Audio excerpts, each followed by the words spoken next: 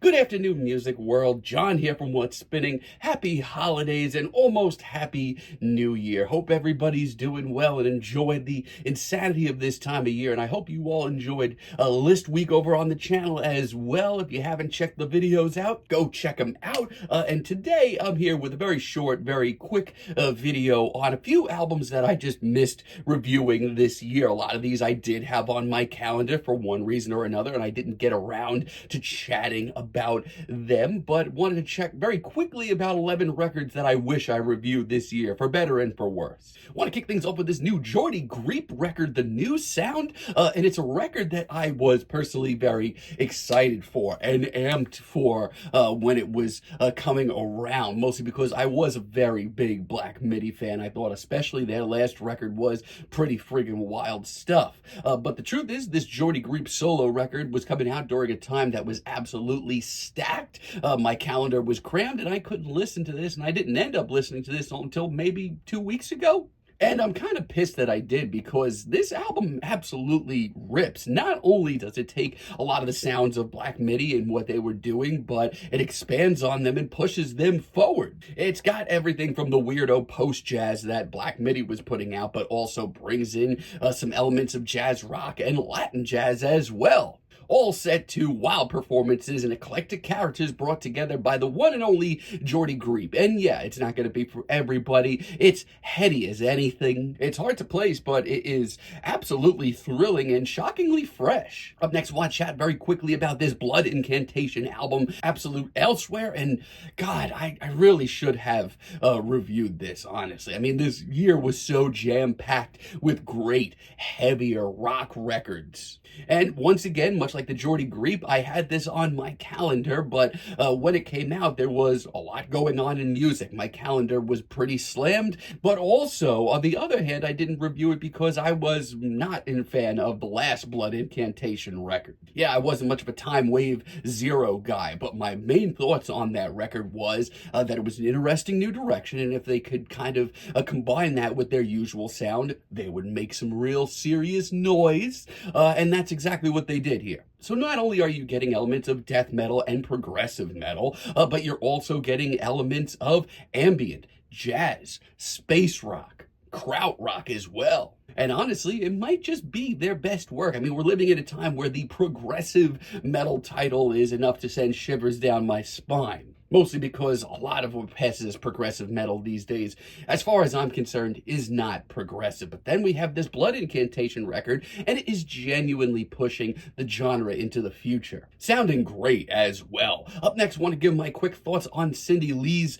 Diamond Jubilee, and let me tell you, this is not going to be one for everybody. I mean, I hate to be that guy, but when this record dropped, while I was a Cindy Lee fan to begin with, I just did not have time on my calendar for a 2-hour hypnagogic pop celebration, even though I wanted to try and find room for it. Now, let me tell you, it is a wild, sprawling feast of anybody who's been remotely interested in the underground side of pop music in the last decade. And it's an album that doesn't seem to really play by any rules. Half the tracks on here sound like they are coming from your grandparents' haunted jukebox. But there's also very lovely ballads and some really interesting sound collage work. It's beautiful, it's haunting, and it's absolutely fascinating. It has a ton of replay value. But let me tell you, if you don't have 2 hours to take this record in, I don't want to say I don't blame you, but definitely try and give it a listen. Also, want to shout out this sick new record from Oranssi Pazuzu, Moon Taltuja.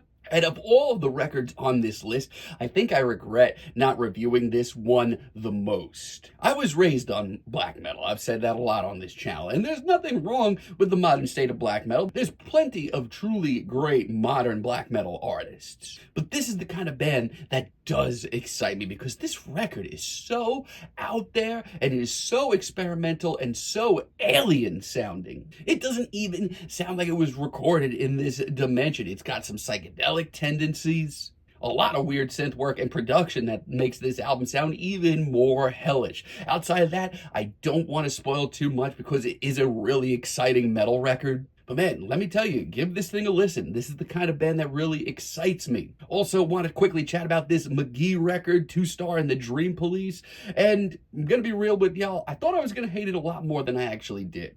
And in a weird kind of circumstance, once I dove in, I thought I was going to love it a lot more. And let me tell you, this album's kind of everywhere for a reason. It's a freaking vibe. And for the most part, it's a vibe that I enjoy. I love my 80s tinge production. I love my synths. I love my bedroom pop. For me, it's like activating a damn cheat code. And the tracks on here that I enjoy quite a bit. There's some really sweet little ballads, and I do really love the aesthetic. I just feel like McGee can personally do more with this sound. Like, it's a solid debut. It's fine, but personally, I want to see it pushed a lot further.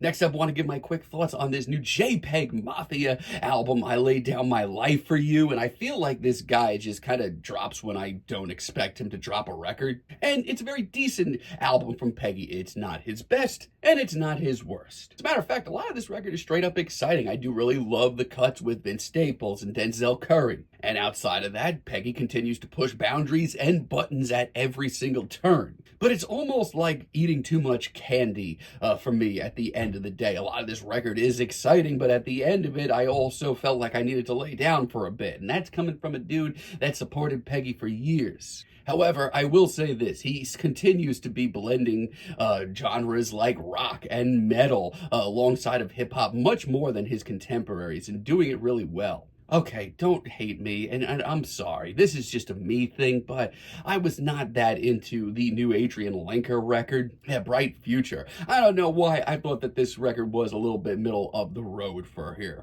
Now, ironically, if you all know me at all, I initially was not into the music of Big Thief. As a matter of fact, I started out as just a fan of Adrian's solo stuff. It was her solo stuff that initially made me come around to enjoying the music of Big Thief. But I have to say, this record doesn't really hit me that hard. And now, no, it's not all bad. There's some absolutely killer cuts on here. Sadness is a Gift, Free Treasure are unbelievable. The version of Vampire Empire that we get on here is also really good, maybe even better than the Big Thief version. But a lot of this record also just kind of breezes by. It doesn't stop me in my tracks at all. I mean, lyrically, it's one of the biggest gut punches you're going to hear this year, no matter what the genre. But singer-songwriter album-wise, there's better out there. Also want to give a shout-out to the new Parannoul record, Sky 100. And honestly, I didn't review this record because I didn't even realize that it came out when it did. But if I'm being honest, I feel like this is one of the more middle-of-the-road projects that we've gotten from Parannoul over the last few years. I mean, yeah, there's some pretty stunning moments. Gold River on its own is a huge reason to check this album out. There's also some really great deep cuts that show Parannoul pushing further into new genres and just doubling down on the emotion. But as far as I'm concerned, the biggest blemish to this record is the weird production and mixing choices. I feel like this is a Parannoul record that just doesn't know what it wants to be. The hazier, more chaotic moments are very exciting for sure, but they're also matched up with a slew of tracks that sound way too clean for their own good. Yeah, sadly, it's kind of a miss for me. Oh yeah, we're getting the notes for this one because I'm not remembering this title. We also have the new Shoo Shoo record, 13-inch Frank Beltram Italian stilettos with bison horn grips. Like, why did they have to do that to me? And when it comes to Shoo Shoo records, I feel like the last few years have been very hit and miss. And as a matter of fact, in the Shoo Shoo discography, I've loved records and I've hated records. As a matter of fact, some of their last few records, like Girl with a Basket of Fruit, I mean, Jesus, some of them have been so bad. And outside of that, I just wasn't really craving a new Shoo Shoo record. But I kind of wish that I did review this record because this is exactly what I like to hear from Shoo Shoo. It is a great medium between their freakish, otherworldly, and left-field pop music and some just genuinely catchy and captivating synth pop. It's a very noisy, hectic album that just sounds uncomfortable in its own skin. And once again, half of these tracks just kind of jump around from sound to sound with no semblance of rules, but it's really exciting. For my taste, it's a very solid Shoo Shoo record. Also got some really great singles on there. Also, want to give my quick thoughts on this new record from Laura Marling, Patterns in Repeat. For years, Laura was by far my favorite singer-songwriter. But over her last few records, I feel like me and Laura just have this serious disconnect. Now, is this record a true blue lyrical standout of the year? You bet your ass. Laura brings to the table a set of emotions and feelings that just modern singer-songwriters don't show and bear. But I have a lot of this same track But I have a lot of the same thoughts on this record as her last record. I mean, it is just so tenderly performed and endearing and revealing for Laura. But it is also unbearably one note to the point where I can't tell half of the tracks apart. It's impressive, but for me, for my money, I need a little bit more versatility right now. And finally, I just want to give my quick thoughts on the new Hazel English record, Real Life, mostly because I've enjoyed Hazel's music for years, but I've yet to really enjoy an album from her. And I really thought that this was going to be the record that I loved. That Jessie single landed on my top 50 singles for a reason. It is so blissful and sweet.